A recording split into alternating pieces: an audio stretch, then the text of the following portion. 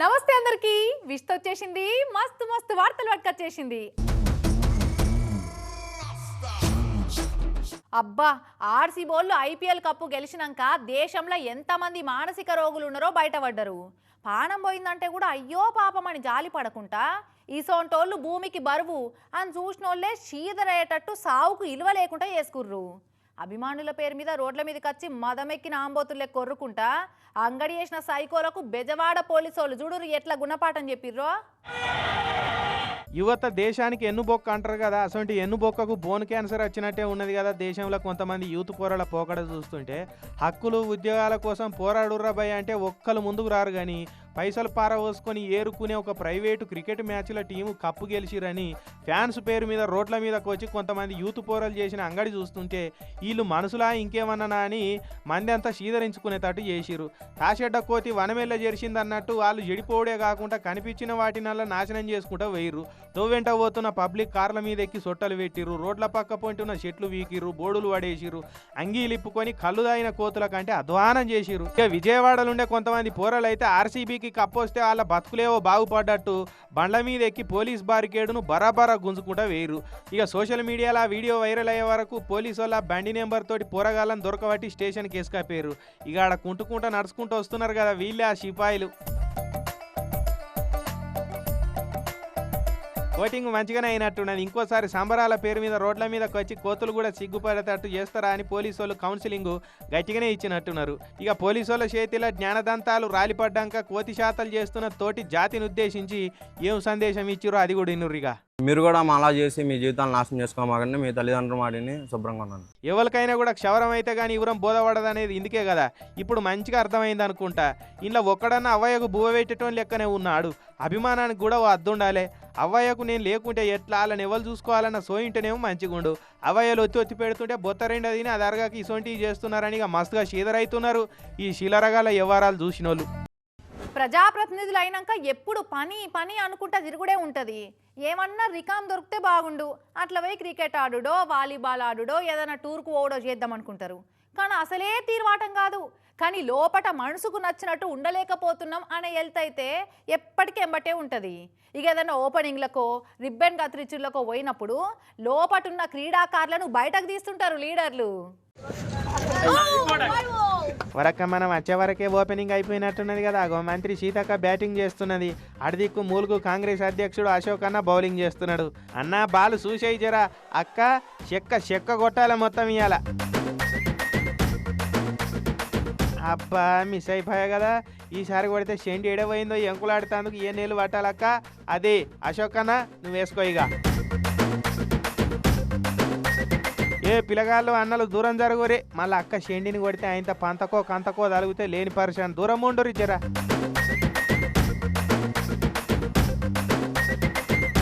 అక్క షెండిని కొడితే వాళ్ళందరికీ ఏడ దెబ్బలు తాకుతాయని డిఫెన్స్ ఆడినట్టున్నది. లేదంటే నా బాల్ వక్కలయ్యేదే కానీ బ్యాటింగ్ కాదు. కానీ బౌలింగ్లో మన తడాకేందో చూద్దాం అక్క. అరే తమ్ముళ్ళు మీరు అక్కకు బాల్ అందియాలి, పట్టుకొని రెడీలు ఉండాలి సరేనా. అదే అబ్బా అక్కేసే ఒక్క షెండి. మొన్న మనం మిలిటరీలు పాకిస్తాన్ మీద పంపిన రాఫెల్ జెట్స్ లెక్కనే పోతున్నాయి కదా. కొత్త నెట్లు కదా, ఎక్కువ స్పీడ్గా వేస్తే చినిగిపోతాయని అక్క చిన్నగా వేసినట్టున్నది షెండిని. లేదంటేనా షెండి ఈ పాటికి చంద్రమండలం పోయేదే. అన్నట్టు సీతక్క ములుగుల క్రికెట్ ప్రాక్టీస్ నెట్లు షాల్ చేసేందుకు పోయిన కాడ ఇక ఇట్లా ముత్యమంతా సేపు ఆడి నెట్లకు బ్యాట్లకు బాళ్లకు బోనీ చేసింది అన్నట్టు. సీతక్క క్రికెట్ ఆడుతున్నంత సేపు ఎంబడున్న వాళ్ళంతా ఏమన్నా సప్పట్లు కొట్టి ఎంకరేజ్ చేసిరా ఏం కథ. రామునికి హనుమంతుడు ఎట్లనో జగనన్నకు అంబటి రాంబాబు సార్ అట్లా. జగనన్న మీద పాయిరాన్ని చాటుకున్నట్లా అంబటి సారు అందరికంటే ముందుగాలుంటాడు. ఇక ఇప్పుడేమో పంకపాటి మాజీ లీడర్లంతా అరెస్ట్ అయి లోపలికి పోతుర్రు. అరే నేను అరెస్టు కాకుంటే జగనన్న మీద పాయిరం తగ్గింది అనుకుంటారన్నట్టే పోలీసు వాళ్ళకు సవాల్ ఇసురుతుండు. కమాన్ అరెస్ట్ మీ అని పార్టీ మీద లాయల్టీ చూపించుకునేందుకు తహతహలాడిపోతున్నట్టే అనిపించవచ్చింది. ఏం సంగతి, అంబటి సారు అరెస్ట్ అయ్యి లోపడి పోదామని బాగా ఉత్సాహపడుతున్నారట. ఏంది సంగతి? నా మీద ఏదో చేస్తున్నారు, చాలా కుట్రలు చేస్తున్నారు. ఎట్ట పట్టుకుని నేను లోపలేద్దామని. నేను సిద్ధపడ్డాక ఇంకేం చేస్తాం. ఏ ఊకోరు సార్, అందరంటే ఏదో స్కాములు చేసిరానో బెదిరించిరానో అరెస్ట్ అవుతున్నారు. మీకు ఆ భయం లేదు కదా. మిస్టర్ పర్ఫెక్ట్ ఆఫ్ సత్తెనపల్లి కదా. ఏ పోలీస్ ఆఫీసర్ నా కోసం కేసులు పెట్టడం కోసం ఎతుకుతున్నాడో నాకు తెలుసు. ఎక్కడ బొక్కలు ఉన్నాయని చూస్తున్నాను నాకు తెలుసు. నా దగ్గర ఎక్కడ బొక్కలు లేవు, మీరు సృష్టించే బొక్కలే. అంటే ఆలు పుట్టించే శీద్రాలంటే అవి ఎట్లుంటాయి సారు? నన్ను అంబటి రాంబాబు గారు చంపబోయాడు, కత్తిట్లా చూపించాడంటే 307 వేసేయి, అట్లాంటి ఒకటి దొరికితే వేసేస్తారు.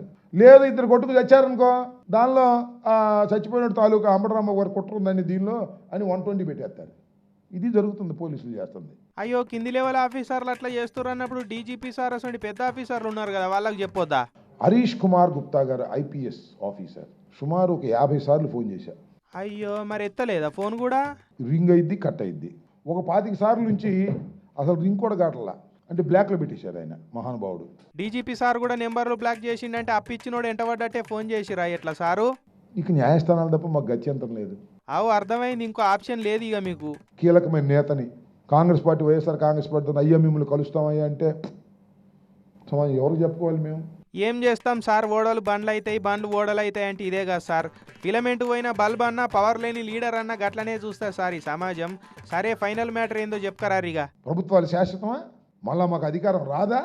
ఓహో మీరు అధికారంలోకి వచ్చినాక అందరి సంగతి తెలుసుకుంటామంటారు. సరే సార్, ఆల్ ద బెస్ట్. నేను ఉంటాగా, మనందరం ఉంటాగా. చూడండి నిన్ని అలా పెళ్లిళ్ళు అంటే ఎట్లుంటున్నాయి వల్ల అంత రెడీమేడ్ సెటప్లే. రెడీమేడ్ మండపాలు, తిని పడేసే ప్లేట్లు, తాగి పడేసే ప్లాస్టిక్ గ్లాసులు, థర్మకోల్ అక్షింతలు గివే ఉంటున్నాయి. కానీ ఒక ఆడో పెళ్లి పిల్లగాడు మాత్రం గట్ల ఏలే. పెళ్లికి వచ్చిన వాళ్ళంతా 10 ఏళ్ళు మాట్లాడుకునేటట్టు ఇచ్చంతరంగా పెళ్లి చేసుకుండు. పెళ్లికి పత్రికలు వంచే కాడ నుంచి పెళ్లికి వచ్చిన వాళ్ళకు డిన్నర్ దావతులు అడ్డిచ్చేదాకా అంత ప్రకృతి మీద పాయరాన్ని సాటుకున్నాడు.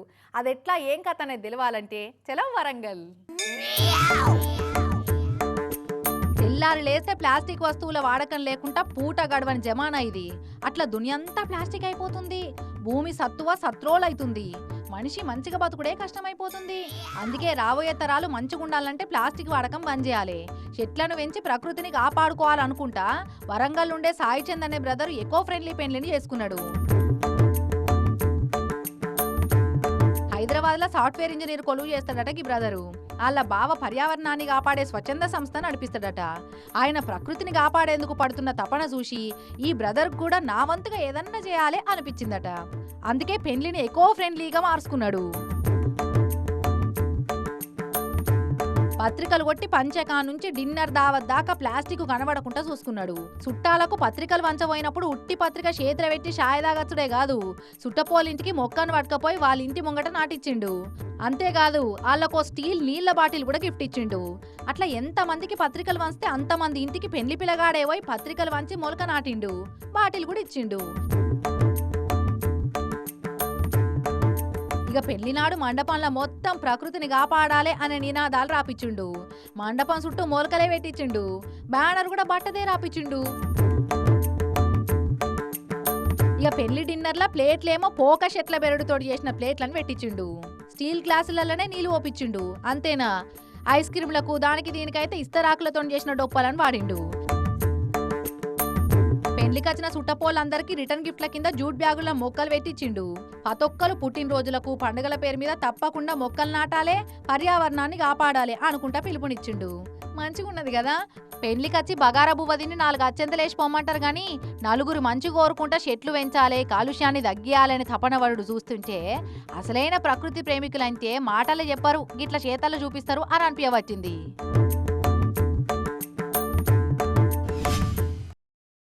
ఎండాకాలం సెలవులల్లో చాలా మట్టుకు ఏ సర్కార్ టీచర్లైనా సెలవులల్లో టూర్లేసి ఎంజాయ్ చేస్తుంటారు.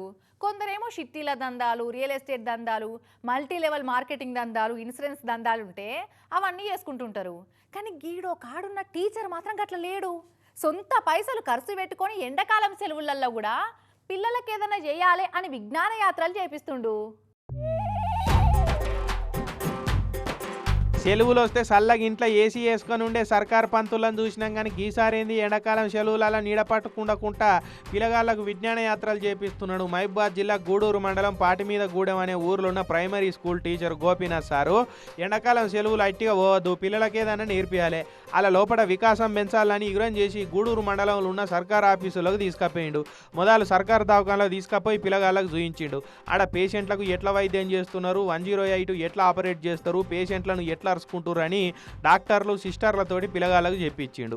ఎమర్జెన్సీకి వచ్చినప్పుడు మన దగ్గరికి వస్తారు. ఫస్ట్ ఇక్కడికి వచ్చినప్పుడు పేషెంట్ చూసి అది బీపీ మిషన్, అది బీపీ ఎట్లా ఉంది అండ్ సాచురేషన్ అంటే బ్లడ్లో ఆక్సిజన్ ఎంత ఉందో చూస్తాం. దాన్ని బట్టి బీపీ నార్మల్ ఉంటే ఓకే, తక్కువ ఉంటే మనం ఫ్లూయిడ్స్ పెడతాం, గ్లూకోజ్ కానీ ఆర్ఐ కానీ అట్లా ఇంజెక్షన్స్ పెడతాం అన్నట్టు. ఇక దవాఖాన్లు అయిపోయినాక మళ్ళీ బ్యాంకుకు తీసుకుపోయి బ్యాంక్ ఎట్లా నడుస్తుంది, బ్యాంకుల పైసల వ్యవహారాలు ఎట్లుంటాయి అన్న ముచ్చట్లు బ్యాంక్ ఆఫీసర్లతో చెప్పించాడు. ఇక అట్లనే పోలీస్ స్టేషన్ తీసుకుపోయి ఆడ కేసులు ఎట్లా పెడతారు, ఎఫ్ఐఆర్ అంటే ఏంది, రిమాండ్ అంటే ఏంది, సెక్షన్లు అనేటి ఏంటి, పబ్లిక్ భద్రతకు పోలీసు వాళ్ళు ఎట్లా పనిచేస్తారు అన్నదంతా పోలీస్ సార్లతో చెప్పించాడు. ఇంకా ఎవరైనా కంప్లైంట్ వచ్చినప్పుడు ఫస్ట్ అక్కడ రిసెప్షన్ చూసిరా, ఆ రిసెప్షన్లో వాళ్ళు ఫస్ట్ వాళ్ళు ఇచ్చారు. కానీ ఏంటంటే కొంతమంది అందరికీ దగ్గర రాయడం రాదు కదా, కొంతమంది తెలిసిన వాళ్ళకి రాసుకొని వస్తారు. ఎవరైతే రాయలు చదవలేదు వాళ్ళ బాధలు రాయలేరు, వాళ్ళకి అక్కడ రాస్తారు. ఇక అట్లనే మీ సేవ కేంద్రం కాడికి తీసుకుపోయి సర్కారు సేవలకు ఎట్లా దరఖాస్తు చేసుకోవాలి, మీ సేవలో ఏమేం పనులు చేస్తారో వాళ్ళతోటి చెప్పించాడు. ఇట్లా చేస్తే పిల్లలకు ప్రాక్టికల్ నాలెడ్జ్ పెరుగుతుంది, సిస్టమ్ ఏందన్నది అర్థమైపోతుంది, సుట్టేమవుతుంది అన్నది అన్నీ తెలుసుకుంటారు. అందుకే పిల్లలను సొంత ఖర్చుతోటి తీసుకుపోయి అన్నీ చూపిస్తున్నా అంటున్నాడు గోపీనాథ్ సారు. నేను పోలీస్ ఆఫీసర్ కావాలి, నేను ఒక లాయర్ కావాలి, నేను ఒక డాక్టర్ కావాలి, నేను ఒక ఎంఆర్ఓ కావాలి, ప్రత్యక్షంగా చూపించడం వల్ల అది ఏ విధంగా సాధ్యం అంటే అది ఓన్లీ కేవలం విద్య అనే 2 అక్షరాల ద్వారా మాత్రమే. పిల్లలకు విజ్ఞానం పెంచుతందుకు సార్ చేస్తున్న పనిని తారీఫ్ చేయకుండానైతే ఉండలేం కదా. ఇక అటు ఊరోళ్ళు కూడా సార్ చేస్తున్న పనిని చూసి మస్తు మెచ్చుకోబట్టిరట. మనకంటూ ఒకటి స్పెషల్గా ఉండాలి. ఆ స్పోర్ట్స్ ఉంటుందా, గేమ్ ఉంటుందా, వాలీబాల్ ఉంటుందా, క్రికెట్ ఉంటుందా, నీకు ఇంకేం ఉంటుంది, కంప్యూటర్ ఉంటుందా, ఏదో ఒక స్పెషలైజేషన్ నీలో ఉంటేనే నీ ఆ ప్రత్యేకతని నేను గుర్తుపెట్టుకుంటాను అన్నమాట. హెల్మెట్ లేకుండా పోతే ఏనో కనబడకుండా దాక్కొని పోలీసు వాళ్ళు ఫోటో కొట్టి చలాన్ పంపుతారు. అట్నే రాంగ్ రూట్లో పోయినా, నో పార్కింగ్లో బండి పెట్టినా, సిగ్నల్ జంప్ చేసినా, ర్యాష్ డ్రైవింగ్ చేసినా, ఏ రూల్ తప్పినా ఫోటోలు కొట్టి చలాన్లు పంపుతారు. ఎన్ని చలాన్లున్నా మనల్ని ఎవరు రాపేది, ఎమ్మెల్యే తాలూకా, కార్పొరేటర్ తాలూకా అనుకుంటా మొండి ధైర్యంతో తిరుగుతుంటారు. అయితే అన్ని టైంలు ఒక్కటే తీర్లు ఉండవు. అందరు పోలీసు వాళ్ళు వెనక పొంటున్న తాలూకోల పేర్లు చెప్తే ఇనరు ఇట్లా. అనుకున్నదొక్కటి అయ్యిందొక్కటి, బొల్తా కొట్టిందిలే బులిబులి పిట్ట అన్నట్టు అయింది కదా ఈ బ్రదర్ శలాన్ల స్టోరీ. 100 గొడ్లను తిన్న రాబందు ఒక గాలి వాన గొట్టకపోయింది అన్నట్టు 100 శలాన్లు కొట్టిపించుకున్న ఈ బ్రదర్ పోలీసు వాళ్ళు వేసిన ఒక్క అడ్డాల దొరికిపోయిండు. చూడురి శలాన్ల లిస్టు బయటకు తీస్తే చేతాడంత పెద్దగా వచ్చింది. హనుమకొండ కాడుండే భిక్షపతి అనే ఈ బ్రదర్ అన్న అంతా నా ఇష్టం, అడిగేది ఎవర్రా నా ఇష్టం అనుకుంటా ట్రాఫిక్ రూల్స్ తప్పి బండి నడిపించుకుంటా పోయిండట. అట్లా ఈ బండి మీద 109 శలాన్లు వేయించుకొని రికార్డు కొట్టిండు. ఇక గిన్నీసోళ్ళకు తెలియనట్టున్నది, తెలిస్తే వాళ్ళు పేరెక్కించుకొని పోయేటోళ్ళు. అసలే పోలీస్ డిపార్ట్మెంట్కు ఆమ్దాని రాక క్లిష్ట పరిస్థితులలో ఉన్నట్టున్నారు. మనం రూల్స్ తప్పి 4 శలాన్లు వేయించుకొని పోలీసు వాళ్ళను ఆదుకోవాలన్న పెద్ద మనసుతోటి ఇక ఆలోచన చేసి రోడ్ల మీద రూల్స్ తప్పి డ్రైవింగ్ చేసినట్టున్నాడు. ఇక ఇవాళ హనుమకొండ అశోక సెంటర్లో అడ్డేసి పోలీసు వాళ్ళు బండ్లు దొరకబడుతుంటే సీదా పోయి అలాగే చిక్కిండు. ఇకేమున్నది, ఆన్లైన్లో నెంబర్ కొట్టి బండి బాగోతాను చూస్తే 109 శలాన్లు ఉన్నాయి. మొత్తం కలిపి 23,310 రూపాయలు ఉన్నదట బాకీ. మొత్తం పైసలు కడతావా బండిని సీజ్ చేయమంటావా అని చేతాడంతా శలాన్ల లిస్టు తీసి చేతికి ఇచ్చిర్రు. 23,310 రూపాయలు అంటే నా తాన లేవు సార్, మీ బాంచనైతే అని చెప్పిండట భిక్షపతి అన్న. ఫైన్ కడతాందుకు పైసలు లేవు కానీ ఫైన్లు పడేటట్టు బండి అయితే రూల్స్ తప్పి నడపవచ్చు అని సొట్లు పెట్టిరట పోలీసు వాళ్ళు. ఇక పైసలు ఉన్నప్పుడే శలాన్లు కట్టి బండిని తీసుకపో, ఇప్పుడైతే బండిని సీజ్ చేసి పోలీస్ స్టేషన్కి వేసుకపోతున్నామని చెప్పి అయితే బండిని తీసుకపోయారు పోలీసు వాళ్ళు. ట్రాఫిక్ రూల్స్ పాటిస్తే ఇంత శలాన్లు రాకపోతుండే కదా, బండిని నడుపుడే కాదు రూల్స్ తప్పొద్దనే బాధ్యత కూడా ఉండాలి కదా నడుపుతున్నప్పుడు అని అనుకోబట్టిరటిగా అట్లకెళ్ళి పోయిన వాళ్ళంతా. మనుషులకు ఆకలైతే పైసలుంటే హోటల్లో పోయి కొనుక్క తింటారు, పైసలు లేకుంటే దానం చేయర్రి అని అంటారు. ఇంకొందరేమో ఏమన్నా అన్నదానాలైతే ఆడికి పోయి తింటారు. కానీ జీవాలకు అట్లుండదు కదా, నచ్చినవి కనబడితే బుక్క పెట్టుడే ఉంటుంది. పైసలు పెట్టి కొనుక్క తినేది మీరు, మనుషులకు కాకుండా మనీకి వాల్యూ ఇచ్చేది మీరు, మేం కాదన్నట్టే. ఆకలైందా దొరికినాయి అందుకపోవడే ఉంటది. ఇట్లా ఏనుగు సల్లగుండా ఎంత పని చేసిందో చూడురి. థాయిలాండ్ దేశం నేషనల్ పార్క్ వెళ్ళి బయటకు వచ్చిన ఏనుగు తొవ్వెంటిగా అనిపించిన సూపర్ మార్కెట్లకు జొరింది. ఇక అది దుకాణంలో చూస్తే పైకప్పు కింద పడతనే లేదు, గంత పెద్దగా ఉన్నది. సూపర్ మార్కెట్లో బ్రెడ్లు, జాములు, చాక్లెట్లు, బిస్కెట్లు, పండ్లు, షేకోడీలు కనిపించే వరకు ఊకుంటా అది తొండానికి దొరికిన వాటిని దొరికినట్టు ఆంబుక్క పెట్టింది ఇట్లా. ఇక సూపర్ మార్కెట్లో దాని బాడీ అడ్జస్ట్ కానట్టున్నది, లేకుంటే ముంగటి పోయి ఇంకిన్ని తినేదే కావచ్చు. ఇక అప్పటికే ఈ పూటకైతే స్నాక్స్ దొరికినాయి సాల్తీ, మాపటికి మళ్ళీ చూద్దాం ఏదైనా దొరకకపోదా అన్నట్టే ఇక వాపస్ మరిపోయింది.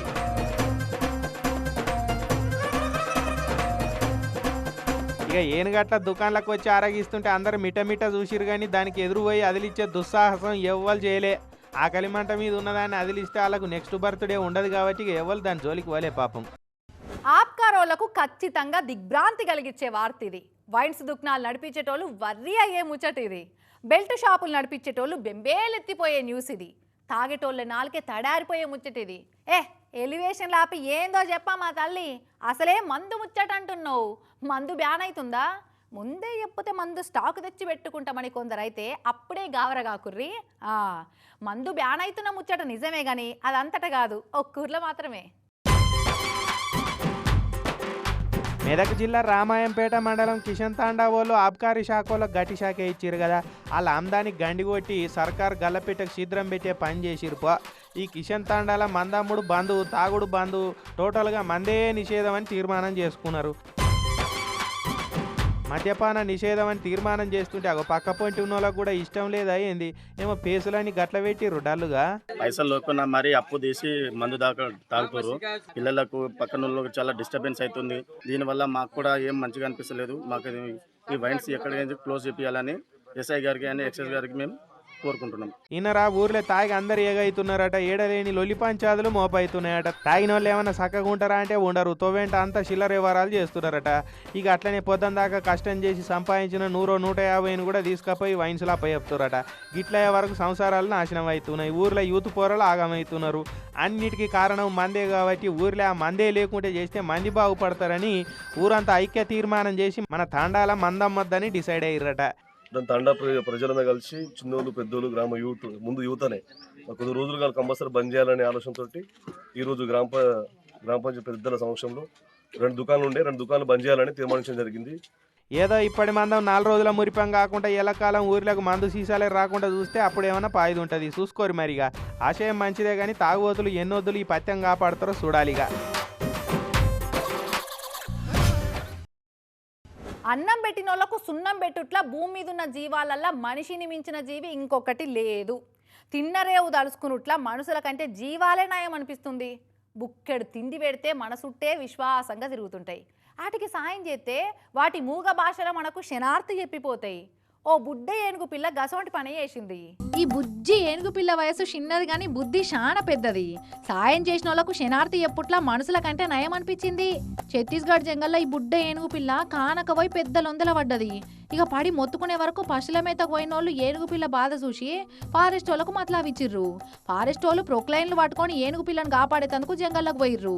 1 కాదు 2 కాదు 50 గంటలు పనాపకుండా ఏనుగు పిల్ల బయటికి వచ్చేదందుకు లొంతకు సమాంతరంగా ర్యాంపు లెక్క తవ్వేసిర్రు. ఇక మీదికి వచ్చినాక అది బయటకు వచ్చేదందుకు తవ్వేసిన జేసీబీకి తొండాన్ని దాకిచ్చి శనార్థి చెప్పింది. దాని మూగ భాషలా కాపాడిన వాళ్ళకి కృతజ్ఞతలు చెప్పి వయసులో చిన్నదైనా బుద్ధిలో మస్తు పెద్దది అనిపించుకుందని నెటిజన్లు అంతా మస్తు ఫిదాయి కమెంట్లు పెడుతుర్రు. ఇవి స్మార్ట్ వార్తలు. రేపు మళ్ళా కలుద్దాం. అప్పటివరకు ఏం చేస్తారు? చూస్తూనే ఉండుర్రి టీవీ 9.